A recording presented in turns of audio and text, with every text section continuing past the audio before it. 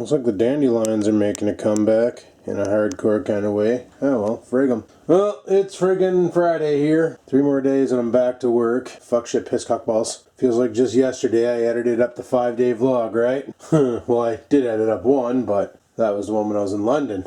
And the reason why I did that was I didn't go down there to film. I went down there to hang out with Bloke. And that's why I didn't get much footage. So 5 days was like 27 minutes long. I wasn't even trying to vlog down there, people. It just happened. Anyway, it's 1 o'clock. I woke up to a cat screaming her tits off at me because she gets bored and then wants to yell at me.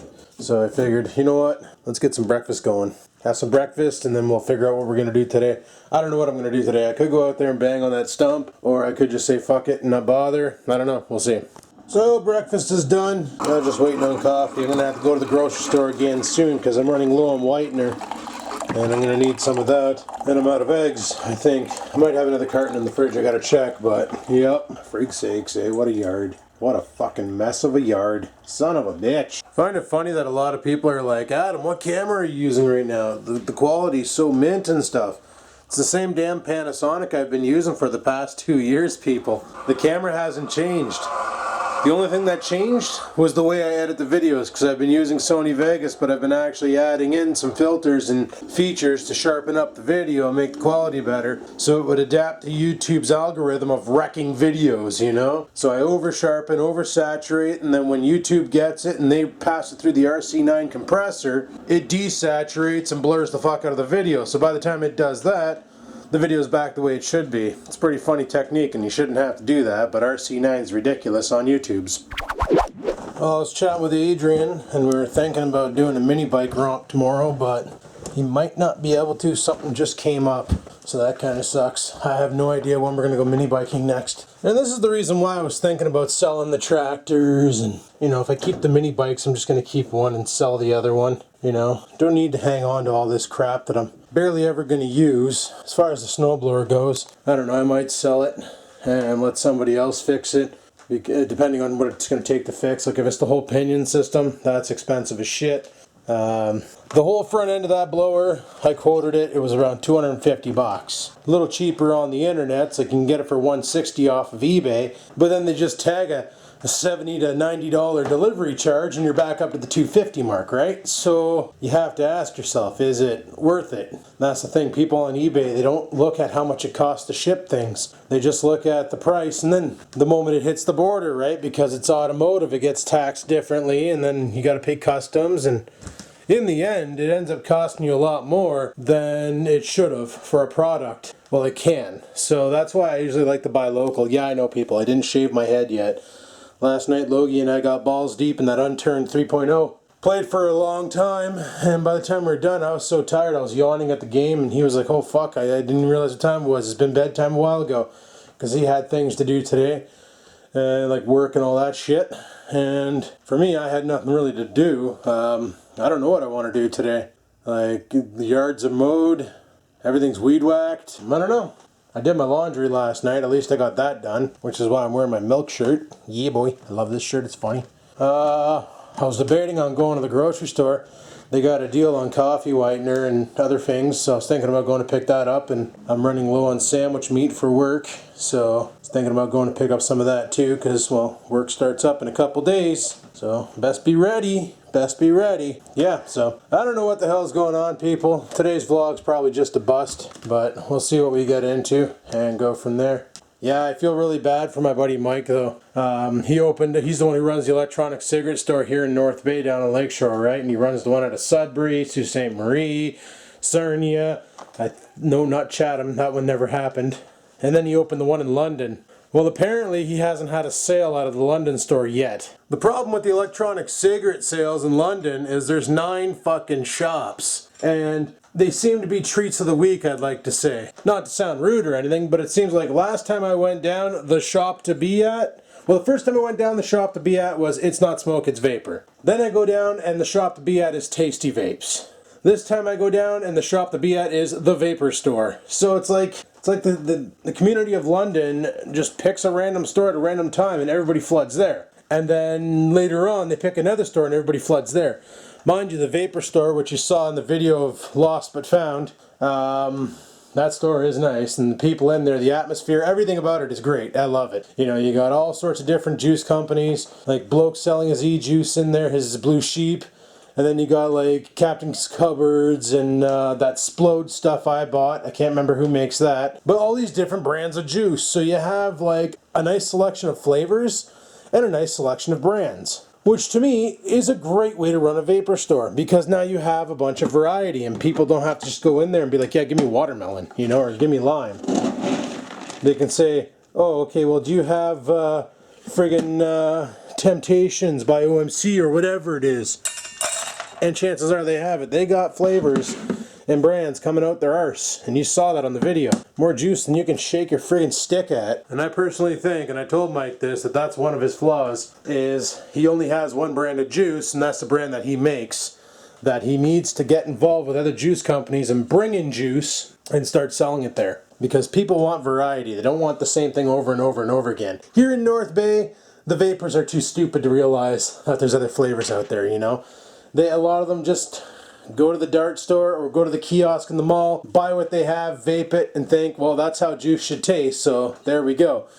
And if they ever got their hands on a gourmet juice, well, they'd fucking be like amazed, because gourmet juice is exactly that. It is delicious. But enough talking about vaping, let's try and figure out something to do. So in yesterday's video I talked about selling the lawn tractor, selling the romper. The reason for it is honestly around here we don't go romping that often, and when I do go romping it's on the mini bikes, right? And they don't take up much space.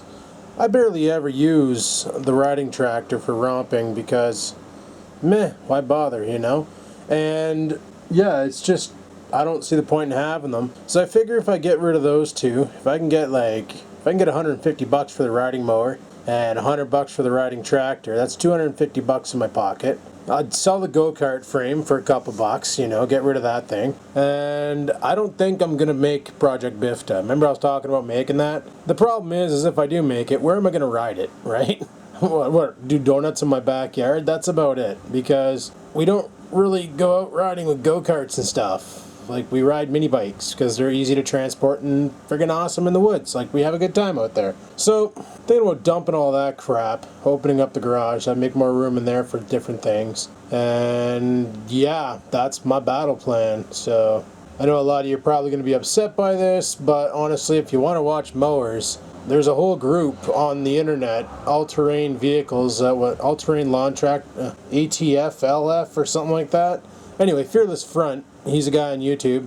He does all that kind of stuff. So if you want that kind of videos, he's got them. Go check him out. He does all that kind of stuff. I don't have the time to dick around with that, with everything else going on. And you say that, like I say that, and you're probably thinking, well, what? You don't do anything. You sit around every day. Oh, trust me, I do a lot of stuff. I just don't put it on the internet, you know? Like, I have a lot more shit that I could be videotaping about, but I don't need to exploit my life for monetary gain.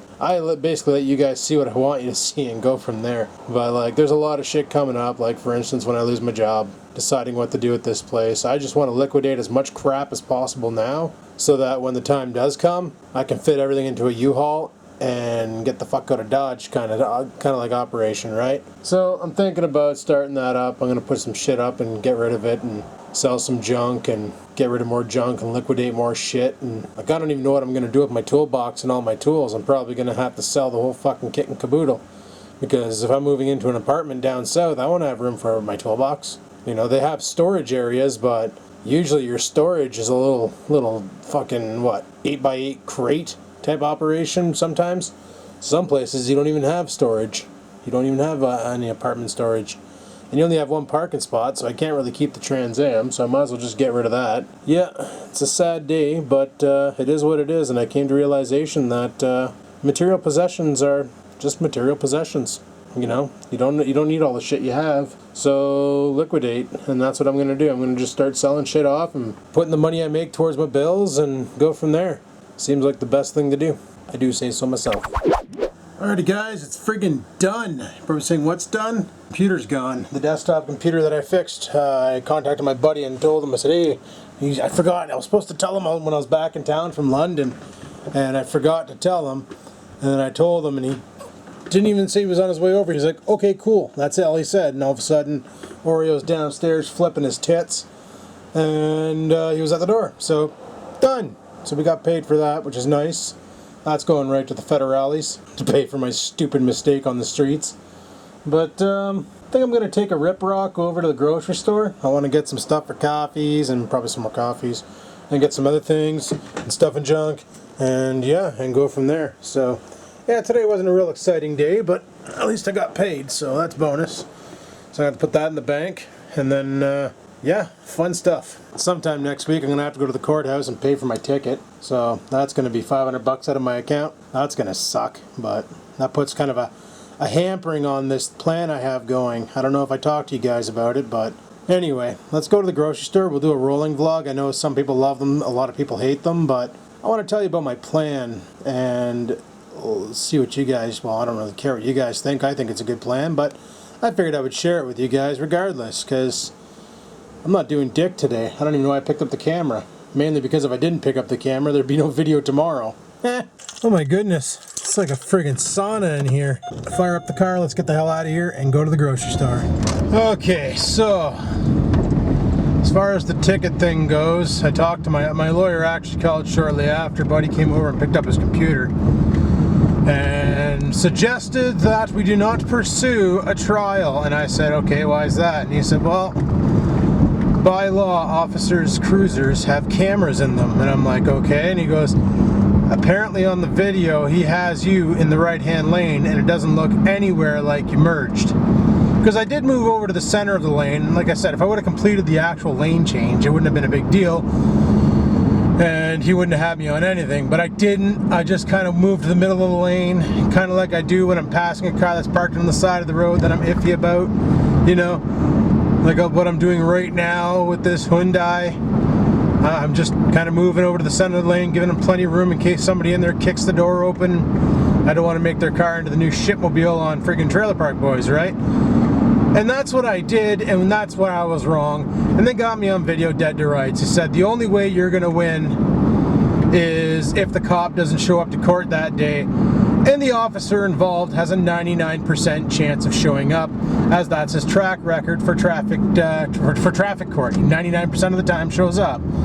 There was only one time he didn't show up, and that was a fluke. He basically got the days wrong. So, yeah, they said it's not even worth it. You would end up driving down there, spending all that money for gasoline, driving down there just to have them say, okay, the charges are sticking, and then they want their $500 right then and there. He says, on top of that, then I'd have to pay his legal fees. Right now, he just gave me a free consult and did a little bit of legwork for me, because we're buddies like that. So he told me to just pay it and deal with the repercussions, and next time be more fucking alert on the road. And it's like, yeah, I know, I frigged up. Like, yeah, all I had in my mind was I want to go home, and I wasn't thinking, yeah. But anyway, that's not what we're talking about. We're talking about my big plan. This kind of shoehorns it a little bit, but we'll figure it out as we go. Basically, I have debt like everybody else on the planet. You know, debt, mortgage, and loans, and other stupid things and stuff and junk. Anyway, heard through the grapevine that we won't be losing our jobs at work for another 2 years. So if I'm not going to lose my job for 2 more years, that gives me enough time to work, be very, very stingy on my home spendings, and basically pay off all my debt. So when it comes time for severance, I can keep the majority of that money and live off of it, and then decide what I want to do. If I can find another job around town that can meet my lifestyle, then perfect. And if I can't, well, then I sell the rape shack and I move on elsewhere, right? So that's the options I have. Or third option is I become a slumlord and I rent the place out, but that can be nothing but a headache if you get the wrong tenants in there, man, and that can be nothing but a fucking headache, and that's what I do not want. However, I had a couple people interested in buying it off me already, even though I'm not ready to sell. See, the thing is I'm done hunting for jobs and requesting to be released just to be denied. I'm done with that. It's not working out. It's not going to work out. So instead, what I need to do is see the factors that are available. Okay, I'm currently working. I'm currently getting a paycheck. Here's my situation. Tackle it. Not try and set something up differently. Deal with what I have and hammer it out. So yeah, it might mean the YouTube videos might get a little bit more boring at time and time. But honestly, for me, that's okay. It's like, the videos get boring, the videos get boring. It's, so what, you know? Yeah, people won't be watching them. The AdSense dollars will be a lot less, but not really. Because honestly, if I was doing this for the money, I should have quit like fucking way long time ago. Because it's not even worth it to do YouTube to make a paycheck. Especially when, like, apparently in June or July, AdSense is changing the policy and it's no longer going to be 55-45 split. They want to make it a 45-55 split. As in, they take more and we get less. I'll let this guy out. See if he fucking gives her. It's a double lane here, guy. Anyway, you know, that means like we even get less money. And like that's what happened to Pug when he joined up Fullscreen. Was exactly the same time they did the 68-32 transfer to 55-45. And it's funny, 2 years later he's leaving Fullscreen and now they're going to go 45-55, so he's going to see a drop again. And he's probably going to blame AdSense or Fullscreen or somebody, but you know what I mean, like they're getting greedy. And theoretically, you know, they could totally pull what the fuck is that other site? Dailymotion. Dailymotion, you got to pay to upload videos there, and they put advertisements on it, so they make money off your videos while charging you to put videos up. YouTube could totally go that route. They haven't, and they're probably not gonna, because that would probably kill the business, but they could. So don't look a gift horse in the mouth, I guess, you know, or don't kick a gift horse in the mouth. I don't know that saying. Anyway, I'm gonna get my shit. Talk to you guys in a bit. Huh, fucking poet over here, eh? Look at that. Alrighty, I forgot. The flyers that I was looking at are old flyers. They had really good deals on this time around, guys. Friggin' case of craft dinner. That's 10 boxes of craft dinner. $5. Normally that's what you pay for friggin' ramen. No, ramen's about $3. Who am I kidding? But yeah, so scooped that up. Scooped up a case of craft dinner. Not exactly the healthiest thing for you, but it's a nice snack, and sometimes I like to bring it to work. Nothing says let's get it started like chemical cheese on processed noodles. So yeah, anyway, that's my big battle plan right there.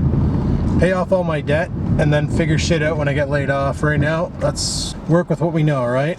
It was pretty funny because down at the in London, I swear to God, I got asked about 8 times, so how do you make money on YouTube? And it's like people think, well, I'm gonna go out to Best Buy, buy a video camera, shoot videos of whatever, put it on YouTube, and then quit my job. You know, that's what they think. And it doesn't fucking work like that. Like, I've been at this nonsense now for 5 years. I finally have enough viral videos on my channel where I'm able to get $100 a month. But I'm with Fullscreen, so all I have to do is get $50 and I get paid, you know? But apparently soon Fullscreen is going to be doing weekly payouts, so as soon if you hit the threshold on a Wednesday, that Friday you're getting paid, or the following Friday you're getting paid, sorry. So that's kind of cool that the network's going to do that. So that's something that AdSense doesn't do. They're just going to do it, which is pretty awesome. But yeah, like, people just don't understand. And every time I hear somebody say, well, how do you make money on YouTube? I always stop and say, listen, if you're joining YouTube to make it a job, stop. Do it as a hobby. Don't make it a job. Because if you want to make it a job, you're not going to make it. Because you're going to get so disappointed the moment you get your friggin' videos out there and you see the dimes they make. Like, for instance, Not Slim 1. My buddy Not Slim 1. He's been at this for 6 months. He even said on his own damn, on his Positive Vibes video. He's been at this for 6 months and he's made $7 over 6 months. And he's got about 100 videos up. $7. 100 videos ranging from anywhere from 8 to 20 minutes a piece. If you think about it, all the time put in for editing and that, you do the math, and and he's making worse than the guy sitting on the corner of the street with a Dixie cup begging for change. You know what I'm saying? So you can't be in YouTube because it gives you money. Now, there are people who do make a living off of it, but obviously they got a lot more viral videos. You know, you got the big tubers out there like Angry Grandpa Show, Kid Behind the Camera, fucking McJuggernuts. I'm not, it's Nuggets. McJuggernuggets. I keep calling McJuggernuts because it's funny. You know, you got like the Shay Carls and the iJustines and all these other people out there that are just making bank off of YouTube AdSense. But you got us little guys here who just make enough to basically support the channel barely. Hell, you guys already know my Google check's going towards my fine, and it doesn't even friggin' put a dent in it. So that's kind of upsetting, but it is what it is. Well, I guess it's time to make a jump video, eh, boys? Fuck's sakes. But I got approached by like 7 people down south asking me about how you make money. How do you get started on YouTube? It's always the same fucking question. So how do you make money with it? It's all about money. Money, money, money. And I wouldn't be surprised if in a couple more years, if YouTube decides to close that partnership program and become greedy like every other video company out there, put adverts on it, keep the revenue for themselves, and just let us put our shit up. Bring YouTube back to the way it was supposed to be. Basically a spot where creative people could put their stuff up to get discovered by TV executives and to get off the internet and go global on cable. You know what I'm saying? But then again, they would lose a lot of content creators because there's a lot of people where if they weren't making that YouTube money, they'd probably pull the plug and throw their camera in the garbage. Like big times. Or they do like Smosh did. Start up a website and put all the best shit on the website and just use YouTube to get you to go to the website. You know, that's the way that it would probably end up. You know, just like, well, anyway. Anyhoozle, people, I'm almost home. I got some shit to bring into the house, and then we're gonna barbecue some pork chops. Cause me love that kind. Fuck's sakes. Alright, so I'm gonna cook these things for dinner tonight, and I got a baked potato ready to rock, and this thing's for later. Alrighty, well, we got the barbecue going here. That burner's on fire. Whoops. Oh boy. I have to clean it already. Been using the shit out of this thing, eh? But anyway, I didn't think that would happen. Totally does. Well, whatever. So a lot of you might disagree with my plan to pay everything off and be debt free. And I know there's a few of you out there who like to leave comments of, Adam, you need a girlfriend. You know what? I need a girlfriend like a fucking fish needs a bicycle, buddy. I don't need a girlfriend. I tried that this one time. What a pain in the cock, you know? Maybe later on I'll find somebody who's more into the YouTubing and stuff that I'm interested in and won't be a pain in the cock, but as it stands, you know, women are just too much maintenance. I don't got time for that. I got my own shit to worry about and things to do. So that's why I say to hell with getting a girlfriend and just deal with my own issues, become debt free, and be happy, you know? Like, oh, Adam, 2 pork chops, that's too much, bud. Yeah, I may be fat, but I'm happy about it, so why the fuck should you care, you know? Like, why should anybody care what I look like or what I do when it doesn't affect their life in any way possible? And if it does affect their life and they don't live anywhere near me, then psychiatric help might be recommended. Just saying. I just never understood why people feel the need to tell other people how to live their life when they themselves probably don't even have a firm grasp on their own life. So it is what it is. Some people are douches like that. It's the way she goes. But yeah, once I get this thing out of here and sold, yeah, I'm not going to keep it. I decided, frig it. You know what, mowing the lawn with the push mower is not too bad. And I kind of like the effect my backyard has going right now with the lines. Kind of looks like a golf course, kind of sort of not. I definitely need to sharpen my blade on my mower, but that's another thing. Actually, I need to replace it. That's the original blade. It's never been sharpened, never been anything on this mower. So you can imagine that it's not in the exact awesome state.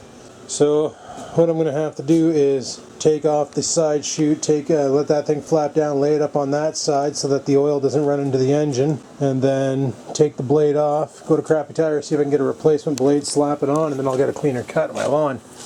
Or sharpen it, but I don't know how to do that.